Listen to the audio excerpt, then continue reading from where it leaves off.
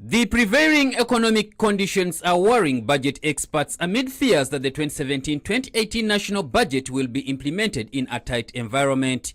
Though the economy is believed by some to be recovering with banks making profits, Julius Mukunda, the coordinator Civil Society Budget Advocacy Group, says the profits are mainly from loans given to government, not Ugandans. We no longer borrow money because private sector credit has slowed down.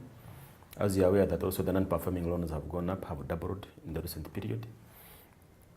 So this budget is coming in a very tight fiscal, in a very challenging environment.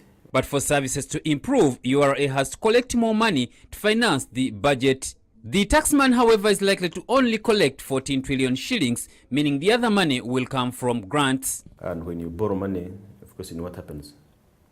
Right now, debt and its repayment takes the #1 share of the entire national budget. Interest rate payment itself takes 1/3 of the entire national budget. And that tells you the challenge we are facing with debt. Out of Uganda's shillings 10 trillion development budget, 5 trillion is from external financing, and out of the 3 trillion shillings are from concessional loans. This means government is likely to borrow internally another 2 trillion shillings. The money we have borrowed, we have not utilized it to its fullest. Studies are coming out that we are getting far less in terms of return for the shilling we invest than in other countries. The cost of implementing projects in this country is far high than the cost of implementing similar projects in the same countries in the same environment. Mukunda says that much as government is trying to implement a number of projects, many are performing below average. And in terms of infrastructure financing and development, Uganda is performing at only 29%. You have out of 16 sectors, only 7 have got approved and aligned strategic plans, NDP. The rest, in a draft form, they are not aligned, others don't have.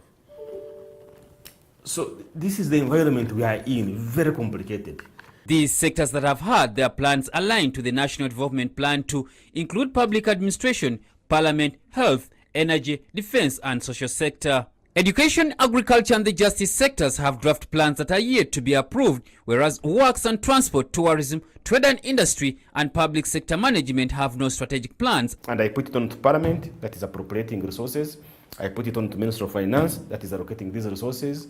That one condition for giving money to a sector is that it must have a strategic plan that is approved and aligned. If it doesn't do that, there shouldn't be money for it. But look at us, year in, year out, we are still spending money. Nelson Babyale, NBS, live at 9.